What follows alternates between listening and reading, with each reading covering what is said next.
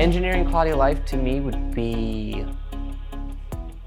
taking your set of skills, your engineering set of skills, and using them to solve these everyday problems for people and make, in our case, make transportation as safe and usable as possible for the general public. So whether it's we're repairing pavement that was previously just destroying people's cars and causing them to take their cars to shop all the time, or designing safe, accessible sidewalks, ADA accessible sidewalks for kids to have a safe route to school.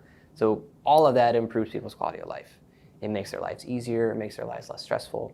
So we as engineers, it's our task to design to help the general public. Coming into Clark Dietz, I had that mindset of, engineers just design things. We work on a computer, we produce a plan set, that's what we do. But I've learned in these past 10 years that there's so much more to a plan set and what goes into it and a project in general that we won't learn in school, that you will only learn on the job. So one of those things is dealing with people in the public, people who are not engineers, and having to convey your design and your thoughts to non-engineers. And that takes an entirely different skill set that you won't learn in school. You will only learn by just doing it and repeating that process. And so going to public meetings, going to community advisory group meetings is very helpful because you get to see other people's perspective. You get out of your engineer mindset and you get to see, okay, what do people see our project as? Like, is it negatively impacting them? Is it positively impacting them, and why? So being able to understand other people's perspectives is one thing that I really learned at Clark Dietz. And that also goes, within the company.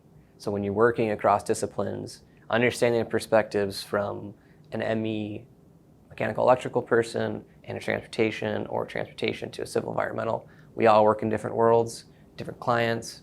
So being able to work with people from a different discipline and actually be successful with that project is very key.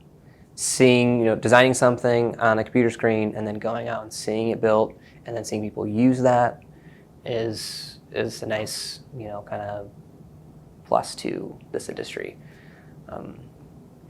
Just the day in, day out problem solving. It's pretty much what we do. And on top of that, it's like building a puzzle. I've always been into puzzles. So the work we do is just like you're building a puzzle, whether it's trying to connect two roads together or sidewalks or, designing wiring plans for traffic signals. It's all that same sort of, you have a list of constraints and you gotta design within that and do the best you can within a standard. And that is, what engineers do.